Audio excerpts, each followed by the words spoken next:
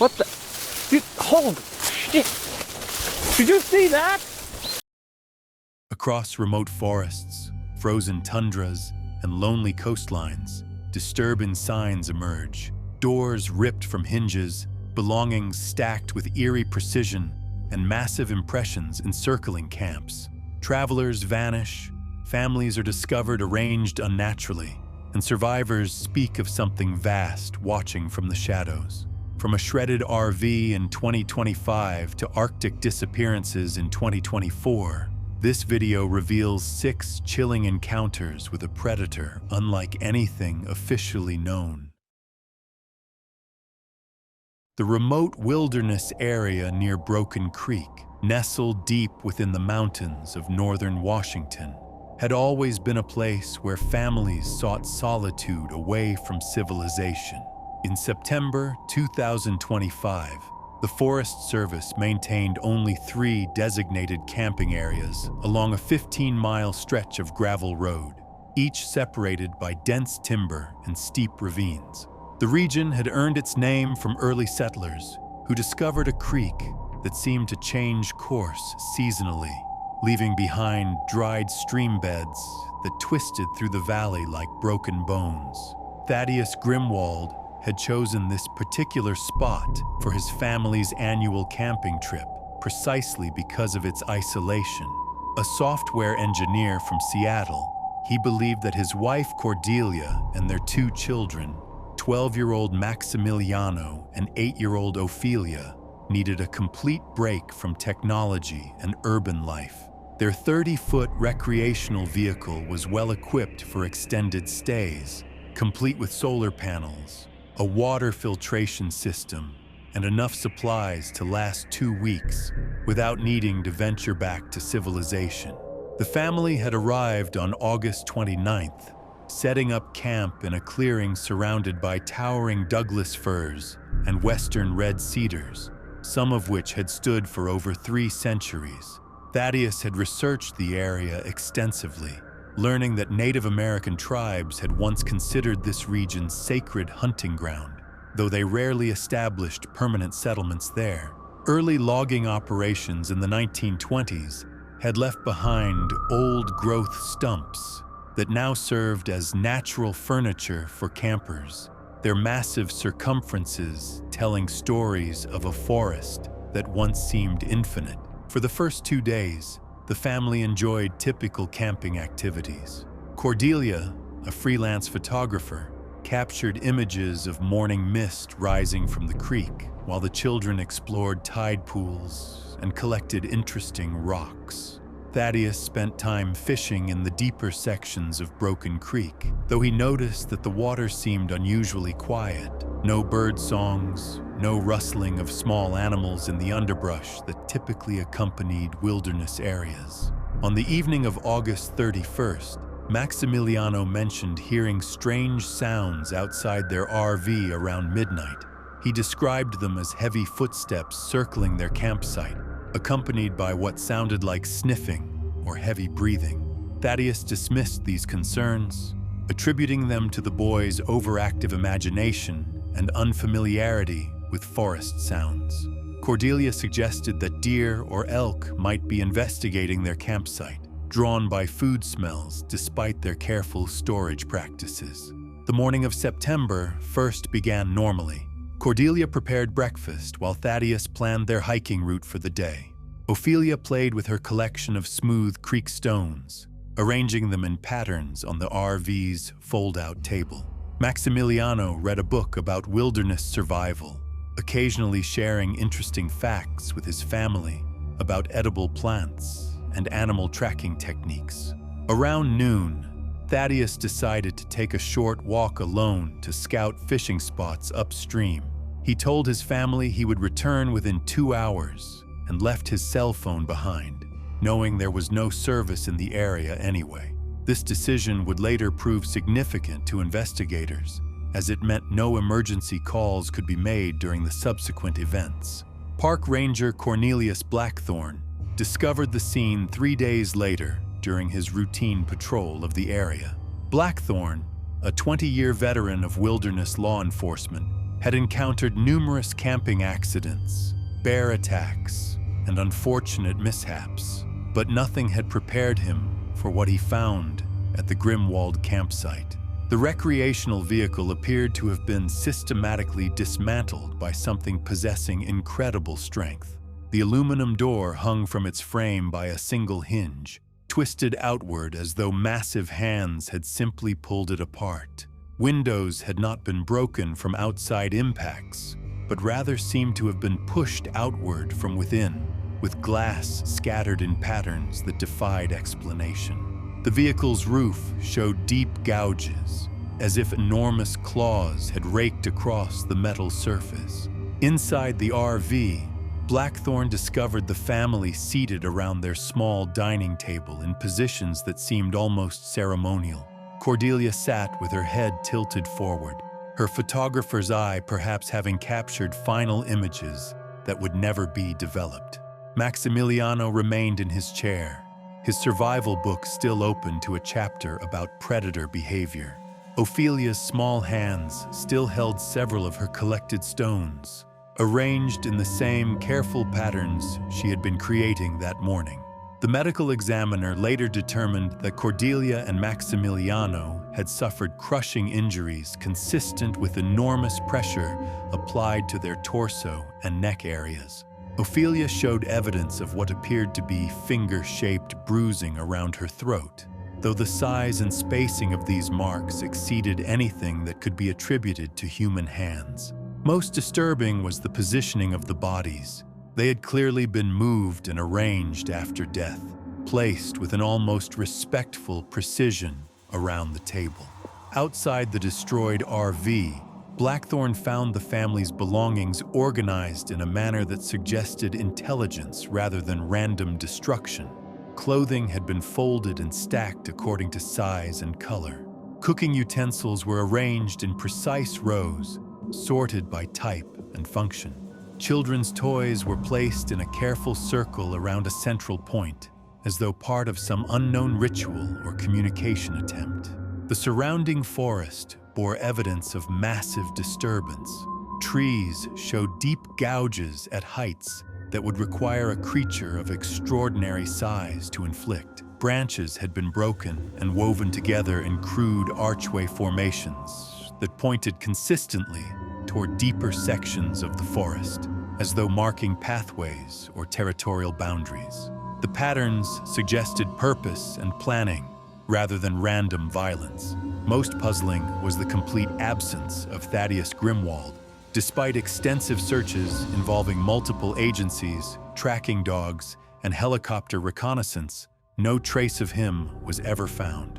His fishing gear remained neatly arranged inside the RV, and his planned route upstream showed no evidence of his presence. It was as though he had simply vanished from the area entirely.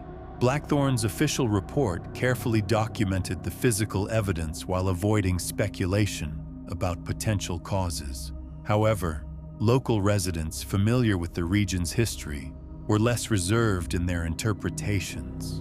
They spoke of ancient guardians of the forest, creatures that had coexisted with indigenous peoples for centuries, but had grown increasingly territorial as human encroachment expanded into their traditional ranges. The Broken Creek incident remained officially unsolved, though camping in the immediate area was quietly restricted pending further investigation.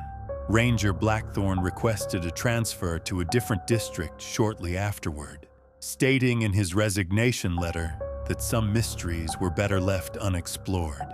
The case file, thick with photographs and testimony, was eventually archived with a notation that no conventional explanation could account for the evidence discovered at the scene. The Saltwater Point Lighthouse stood sentinel on the rocky coastline of northern Maine, 40 miles from the nearest town of Millbridge. Built in 1847 during the height of maritime commerce, the 70-foot stone tower had guided countless vessels through the treacherous waters where the Atlantic Ocean met jagged granite cliffs. In April 2025, the lighthouse remained operational under the care of the Coast Guard. though modern GPS technology had reduced its critical importance to shipping lanes. Barnabas Wickshire had served as head lighthouse keeper for 8 years, a position he had inherited from his father, who had worked the same post for 3 decades.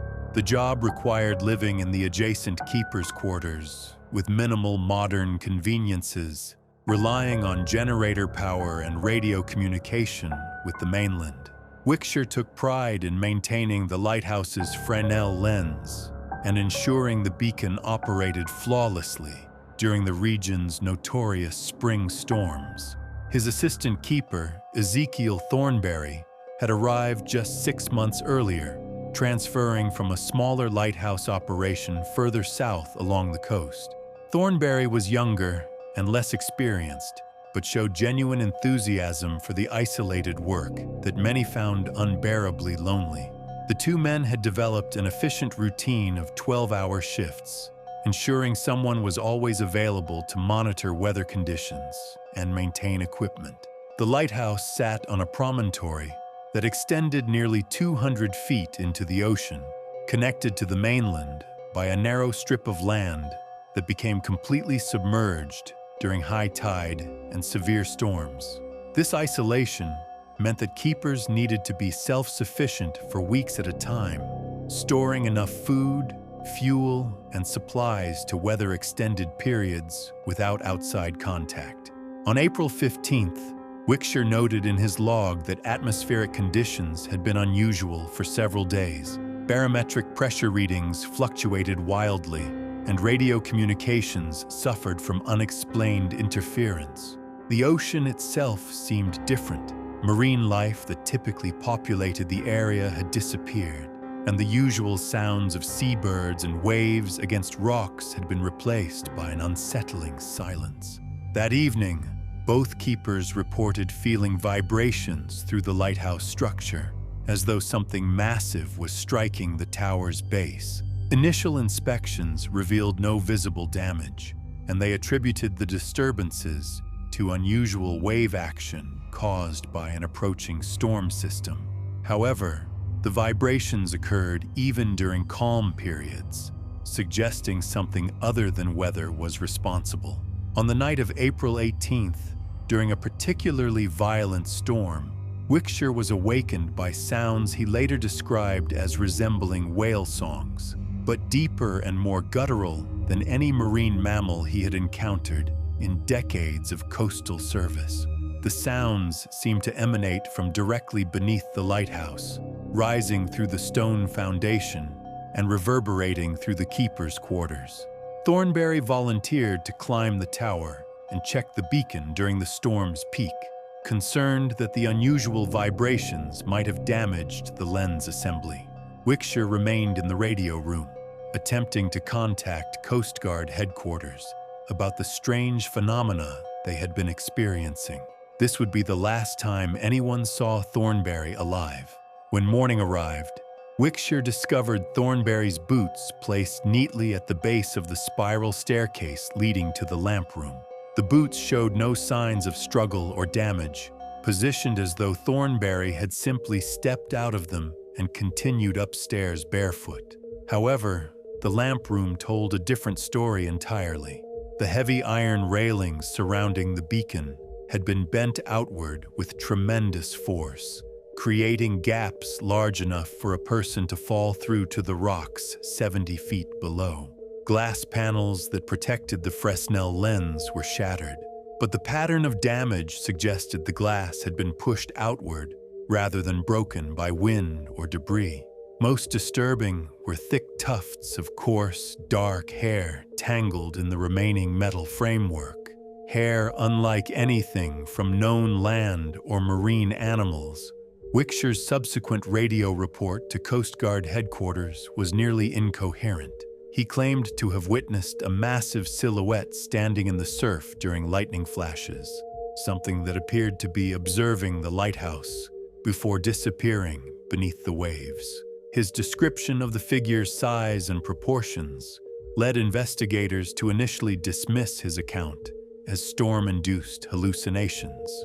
Search and rescue operations found no trace of Thornberry's body, Despite extensive efforts involving multiple vessels and diving teams, the rocky shoreline and strong currents could easily carry away someone who fell from the lighthouse. But the organized placement of his boots suggested something other than an accidental fall.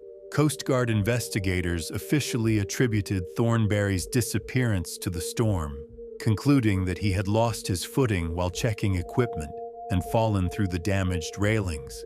However, structural engineers could not explain how the railings had been bent with such force, and marine biologists were unable to identify the source of the unusual hair samples.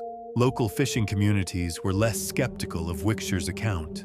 They spoke of ancient legends describing creatures that emerged from deep ocean trenches during storms, beings that had coexisted with coastal peoples for generations, but remained largely hidden from modern civilization. These stories described entities of enormous size and strength that were drawn to artificial lights during severe weather.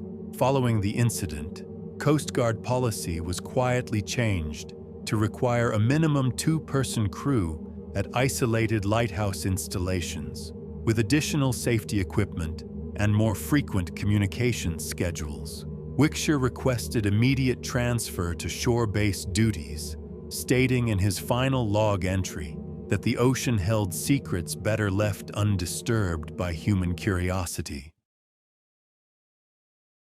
The Trans-Siberian Railway stretched across nearly 6,000 miles of Russian wilderness, connecting Moscow with Vladivostok through some of the most remote and inhospitable terrain on Earth.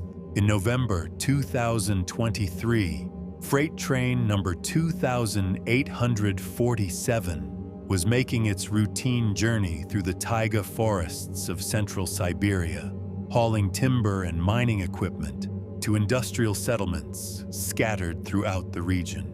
Locomotive engineer Dmitry Volkonsky had operated trains along this route for 15 years, navigating through temperatures that regularly dropped to 40 degrees below zero and blizzards that could bury tracks beneath 10 feet of snow. His assistant engineer, Yevgeny Rasputnikov, was new to the job, but had quickly learned to respect the harsh conditions and unpredictable challenges that characterized winter transportation through the Siberian wilderness.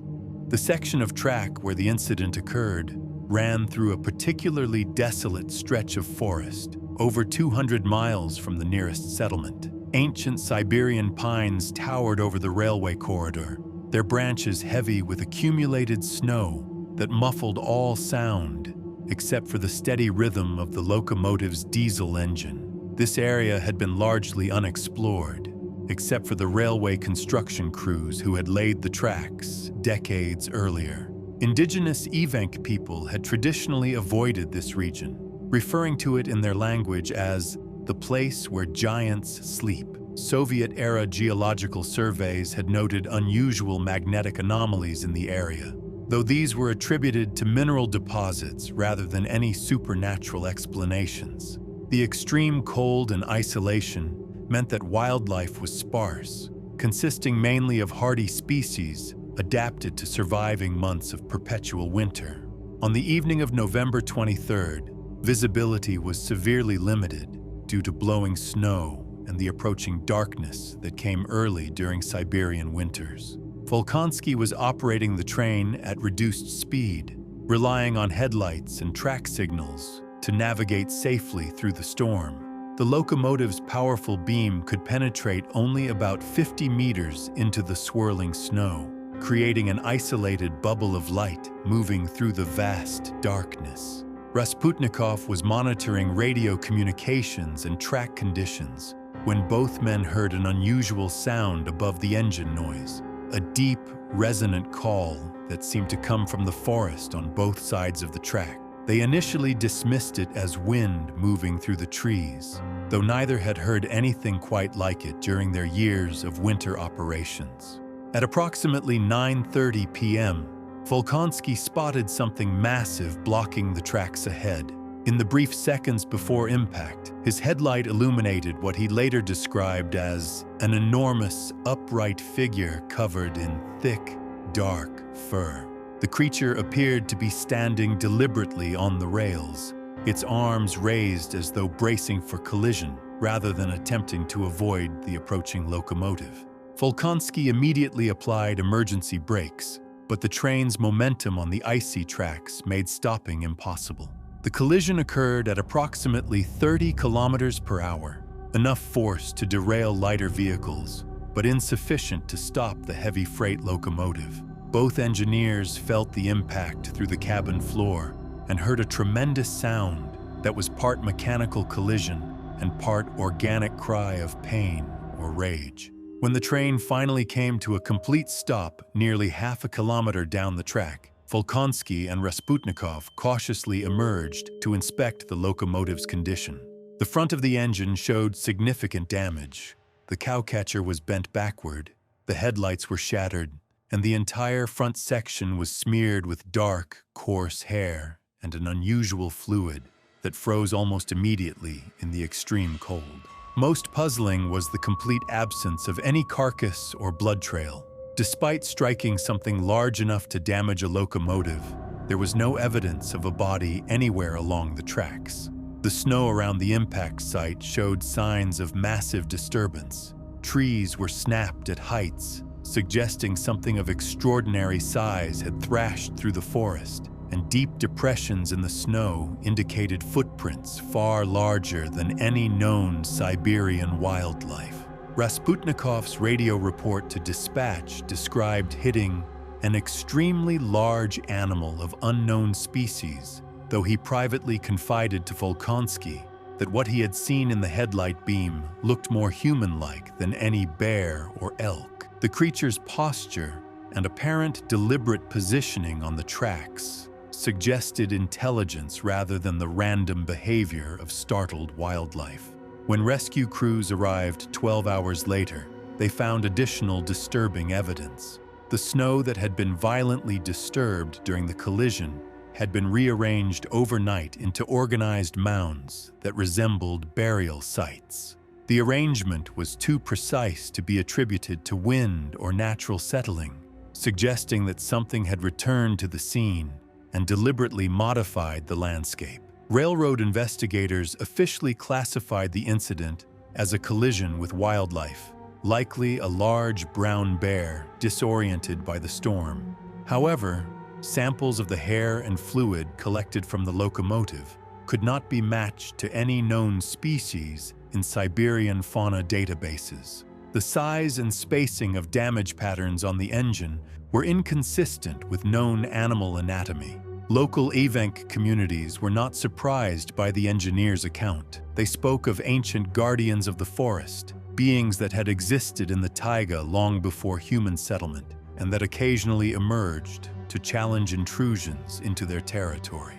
These entities were described as possessing both animal strength and human-like intelligence, capable of surviving impacts that would kill ordinary creatures. Both Volkonsky and Rasputnikov were reassigned to different routes following psychological evaluations that deemed them fit for duty but recommended avoiding the area where the collision occurred. The damaged locomotive was repaired and returned to service, though subsequent engineers reported unusual sounds and equipment malfunctions when passing through the same section of track. Railway maintenance crews conducting track inspections in the following months discovered additional evidence of large bipedal footprints in the snow along the corridor, always leading away from the tracks into the deepest sections of the forest, where human investigation became impossible due to terrain and weather conditions.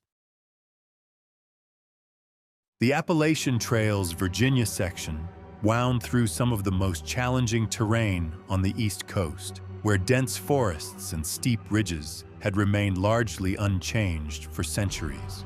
In September 2022, the trail attracted thousands of hikers annually, though certain remote sections saw only a handful of visitors each week due to their difficulty and isolation from main thoroughfares. Bartholomew Crankshaw had been an experienced solo hiker for over a decade, preferring the solitude of wilderness camping to crowded established campgrounds. The 42-year-old accountant from Richmond planned to spend 10 days hiking a particularly remote section of trail that crossed 3 mountains peaks and descended into valleys where cell phone coverage was non-existent. The area where Crankshaw planned to hike had a complex geological history, with limestone caves and underground streams that had created an intricate network of hidden passages beneath the forest floor. Early settlers had avoided this region due to reports of strange sounds echoing from the caves and livestock that disappeared without explanation. Native Cherokee had considered certain sections sacred hunting grounds, but warned against camping overnight in specific valleys. Crankshaw had notified the trail registry of his planned route and expected return date, a standard safety precaution for solo hikers venturing into remote areas. His itinerary included several challenging climbs and at least 4 nights of backcountry camping in designated wilderness areas where hikers were required to be completely self-sufficient. On September 12th, when Crankshaw failed to check in with family members as scheduled, search and rescue coordinator Penelope Blackwood organized a team to locate him along his planned route. Blackwood had conducted hundreds of wilderness searches over her 20-year career, dealing with everything from simple navigation errors to serious medical emergencies and occasional fatalities. The search team included experienced trackers and volunteers familiar with the specific terrain Crankshaw had planned to traverse. They began at his last known location, a trail shelter where he had signed the register 5 days earlier, noting his intention to reach a remote creek crossing approximately 15 miles deeper into the wilderness. Searcher Mordecai Grimthorne discovered Crankshaw's body on the afternoon of September 14th, half submerged in a shallow creek that ran through a narrow valley surrounded by steep ridges. The location was roughly 3 miles from Crankshaw's planned campsite for that night, suggesting he had either become lost or deliberately deviated from his intended route. Crankshaw's body showed signs of severe trauma, consistent with crushing injuries to his torso and neck. The force required to inflict such damage exceeded anything that could be attributed to a fall from the surrounding cliffs, and there were no obvious precipices directly above the creek where his body was found. Medical examination later revealed fracture patterns, suggesting enormous pressure applied uniformly across his chest and back. What disturbed the search team most was not the condition of Crankshaw's body, but the bizarre arrangement of his hiking equipment in the surrounding area. His backpack, boots, and food supplies had been carefully placed high in the branches of a massive oak tree, balanced with precision that would have required considerable effort and planning to achieve. Cooking equipment hung from branches like deliberate ornaments, arranged according to size and function rather than randomly scattered. His water bottles were positioned at exact intervals along several branches, creating patterns that suggested purposeful design rather than accidental placement. Most puzzling was his hiking pole, which had been snapped cleanly in half and driven upright into the soft creek bank, pointing directly toward the deepest section of forest. Grimthorne's initial report noted that reaching the height where the equipment was placed would require either specialized climbing gear or assistance from someone significantly taller than average. The oak tree's lowest branches were 12 feet above ground level, and the backpack was positioned nearly 20 feet high, wedged securely between branches in a manner that suggested careful placement rather than throwing. Local wildlife experts consulted during the investigation could not explain how any known Appalachian species could have moved hiking equipment to such heights with such precision. Bears occasionally carried food items into trees, but lacked the dexterity to arrange objects in organized patterns. The systematic nature of the arrangement suggested intelligence and deliberate purpose. Search team member Cornelius Wickenshire reported hearing unusual sounds during the night. They camped near the discovery site. Deep, guttural calls that echoed through the valley and seemed to come from multiple directions simultaneously. Other team members confirmed these sounds, but could not identify their source, describing them as unlike any known animal vocalizations in the region. The official cause of death was listed as trauma from unknown causes, possibly related to a fall or encounter with large wildlife. However, investigators privately acknowledged that the evidence did not support conventional explanations.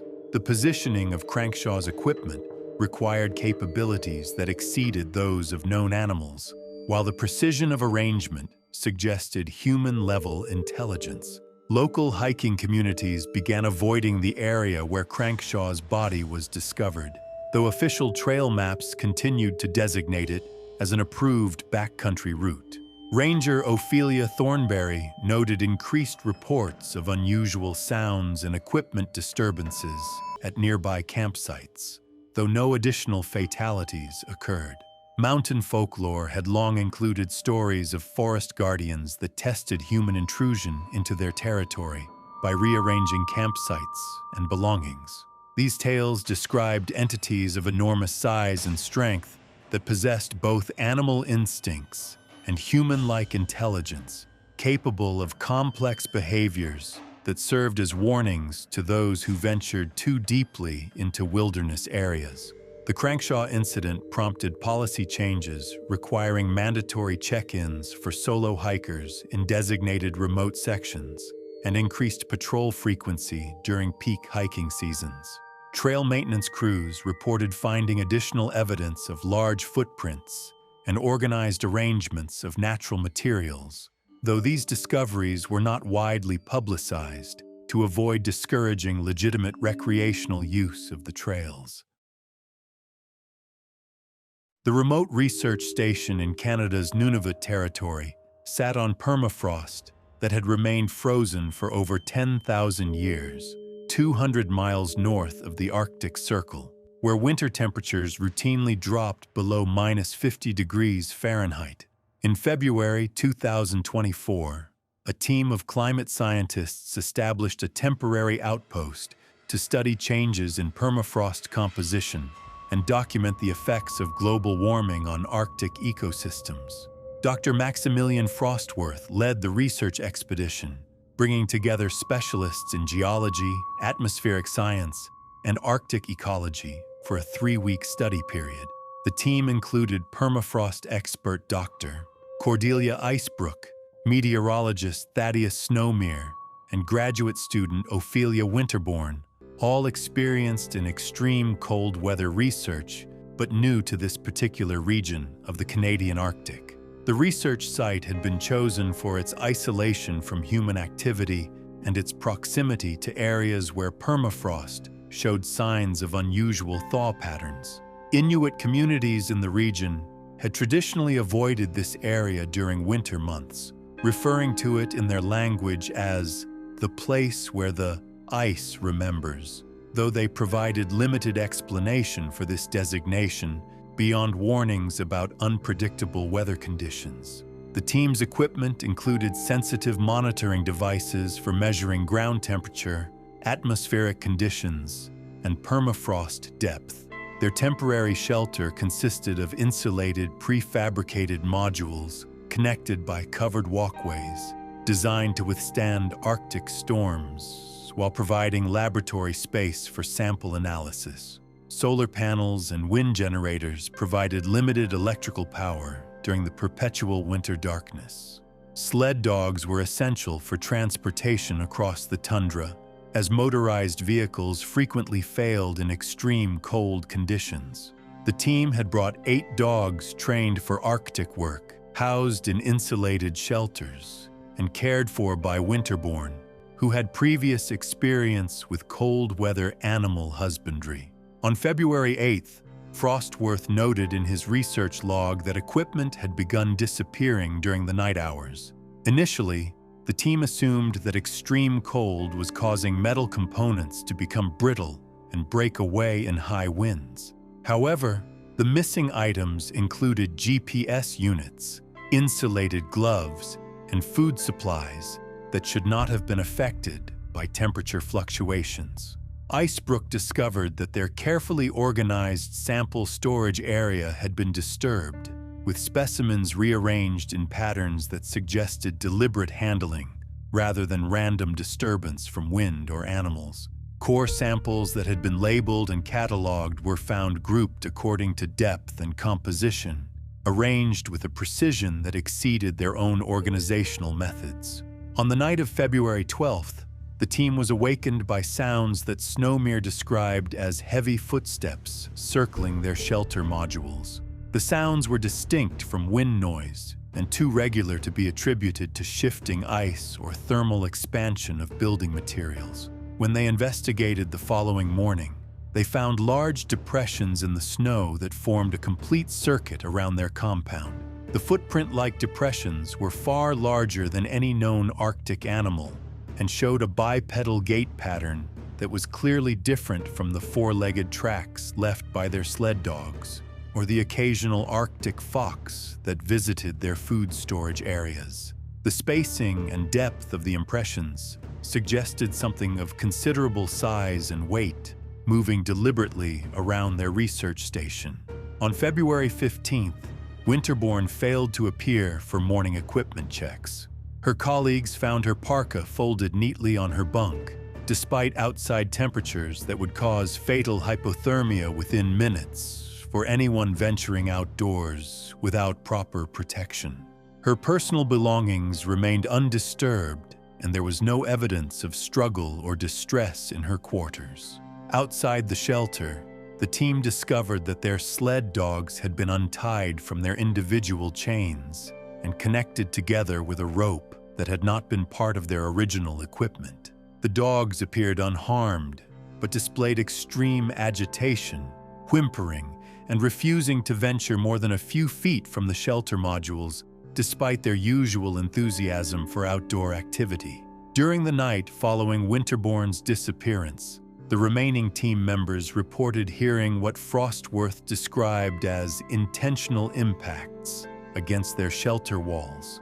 The sounds occurred in rhythmic patterns that seemed almost like communication attempts, though they bore no resemblance to any known animal vocalizations or natural phenomena associated with Arctic weather conditions. Icebrook observed through a small window what appeared to be a massive, upright figure moving across the snow-covered landscape, silhouetted against the aurora borealis. The figure's size and proportions exceeded those of any known Arctic mammals, and its movement patterns suggested intelligence and purpose rather than the random behavior of wildlife searching for food or shelter.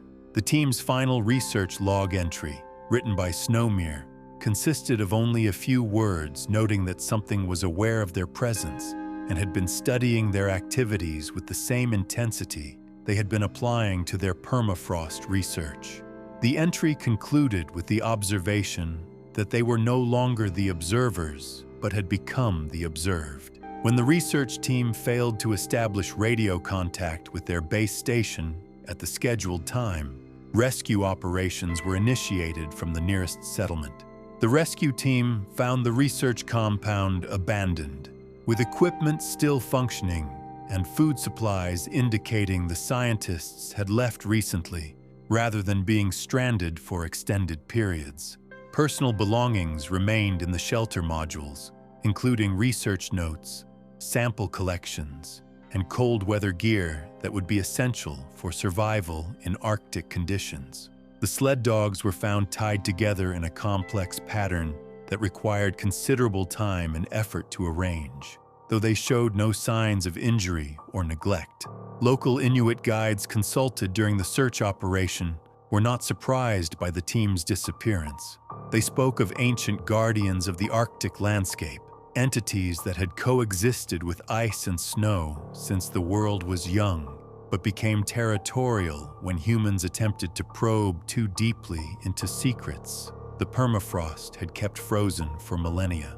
The research station was eventually dismantled and removed, though official reports attributed the team's disappearance to equipment failure and extreme weather conditions. However, subsequent climate research in the region was conducted from aircraft or temporary visits rather than extended ground-based operations. The isolated farm in rural Kentucky sat in a valley surrounded by dense hardwood forests that had remained largely undisturbed for over a century. In October 2024, the property was home to the Cranksworth family, who had maintained a small agricultural operation focused on organic vegetables and free-range livestock for nearly 3 decades. Cornelius Cranksworth had inherited the 200-acre farm from his grandfather, along with traditional farming methods that emphasized self-sufficiency and minimal dependence on modern agricultural technology. His wife, Prudence, managed the household and helped with livestock care, while their teenage children, Maximilian and Persephone, assisted with daily chores when not attending the rural school 20 miles away. The farm's location had been chosen by Cornelius's grandfather for its isolation and fertile soil, though local records indicated that previous attempts at settlement in the valley had been unsuccessful. Early homesteaders had abandoned their claims after reporting livestock losses and structural damage that they attributed to severe weather, though meteorological records showed no unusual storm activity in the area. Cherokee oral histories from the region included references to guardian spirits that protected certain valleys from human encroachment, though these stories had largely been dismissed as folklore by European settlers. The valley's abundant wildlife and pristine forest conditions suggested that it had indeed remained relatively undisturbed by human activity for extended periods. The Cranksworth family had experienced minor unexplained incidents throughout their years on the farm. Tools moved from where they had been left, livestock found in different pastures despite secure fencing, and occasional structural damage that seemed inconsistent with weather or normal wear. However, these incidents had been infrequent and easily explained by conventional causes. On October 15th, Prudence discovered that their kitchen had been systematically rearranged during the night. Cabinets that had been securely latched were found standing open, with contents removed and organized on counters according to size and type. Canned goods were arranged in perfect rows, cooking utensils sorted by function, and dry goods transferred from their original containers into neat piles.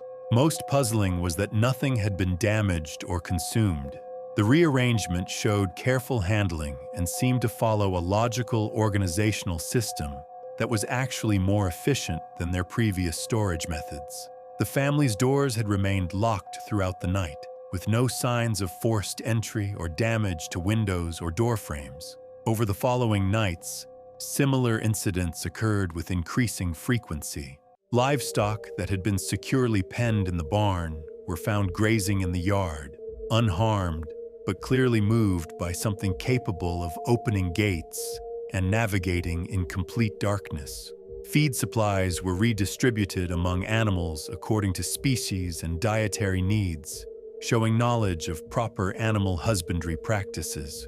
On October 20th, Maximilian reported seeing a massive silhouette moving near the tree line during his early morning chores. He described something far larger than any local wildlife, moving upright through the forest with deliberate purpose. The figure had paused at the edge of the cleared farmland, appearing to observe the house and outbuildings before retreating into the deeper woods. Cornelius discovered enormous footprints in the soft earth around their property, clearly showing the outline of feet that were human-like in structure, but far exceeding normal human proportions. The prints appeared to follow a systematic pattern around the farm's perimeter, as though something was conducting regular surveillance of their activities. Windows on the first floor of their farmhouse showed scratches that had been made from outside, with marks suggesting claws or fingers of extraordinary size. The scratches formed patterns rather than random damage, arranged in groups that almost resembled primitive communication attempts or territorial markings. Most disturbing was the discovery of broken branches arranged in triangular formations, pointing toward the forest, positioned at regular intervals along the farm's boundaries. The formations required considerable effort to create and showed evidence of careful planning rather than random accumulation of storm debris. Persephone reported hearing deep, resonant calls echoing from the forest during nighttime hours, sounds that were unlike any known wildlife in the region. The calls seemed to come from multiple locations simultaneously, suggesting either multiple entities or a single creature moving with remarkable speed through the dense woodland. The family's attempts to document these incidents were consistently thwarted by equipment failures. Trail cameras positioned around the property malfunctioned or were found relocated to different positions, always pointing away from areas where activity had been observed. Motion sensor lights triggered randomly throughout the night, but illuminated only empty spaces, as though something was deliberately avoiding detection. On October 25th, the family's German Shepherd, normally an aggressive guardian of their property, was found tied to a fence post with rope that had not been present on the farm previously. The dog showed no signs of injury, but displayed extreme reluctance to venture beyond the immediate vicinity of the house, behavior that was completely contrary to his usual territorial instincts. Prudence's vegetable garden, which had been carefully maintained according to organic farming principles, was found rearranged overnight with plants reorganized according to species compatibility and growing requirements. The new arrangement actually improved growing conditions and demonstrated knowledge of agricultural practices that exceeded the family's own expertise. Cornelius contacted the local sheriff's department to report the incidents, though he struggled to explain the systematic nature of the disturbances without sounding delusional. Deputy Marshal Ezekiel Thornberry conducted a preliminary investigation but found no evidence of human intruders or conventional criminal activity. The deputy noted that the level of organization evident in the incidents exceeded typical vandalism or theft patterns. Local farmers consulted about similar experiences were reluctant to discuss their own encounters, though several admitted privately to Cornelius that they had experienced comparable disturbances. They spoke of something in the forest that seemed to be studying human agricultural practices, learning from observation but maintaining careful distance from direct contact. The incidents escalated on October 28th, when the family awoke to find their entire farmyard transformed overnight.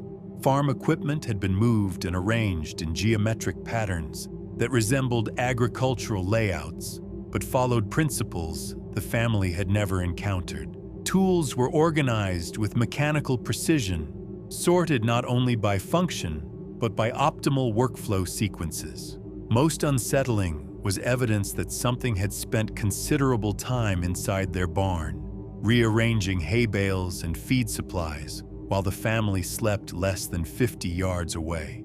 Footprints in the barn showed the same enormous proportions found around the property perimeter, but the careful arrangement of materials suggested extended observation rather than brief intrusion. The Cranksworth family made the difficult decision to temporarily relocate to Prudence's sister's home in town while they considered their options. Before leaving, Cornelius left a supply of vegetables and grain arranged on their front porch, hoping to demonstrate peaceful intentions to whatever entity was studying their farm. When they returned 3 days later, they found their offering had been accepted and replaced with neatly arranged forest materials, pine cones, smooth stones, and carved wooden objects that showed primitive but deliberate craftsmanship.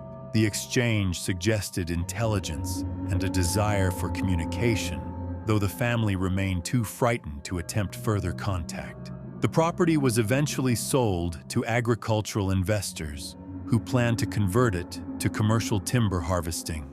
However, logging operations were repeatedly disrupted by equipment failures and worker reports of being watched from the forest. The project was abandoned after several expensive machines were found dismantled and their components arranged in organized piles, requiring specialized crews to reassemble them. Local folklore began incorporating the Cranksworth family's experiences into existing stories about forest guardians that protected the valley's natural balance. These entities were described as possessing both animal strength and human intelligence, capable of learning from human activity but maintaining their own territorial boundaries through systematic psychological pressure rather than direct violence.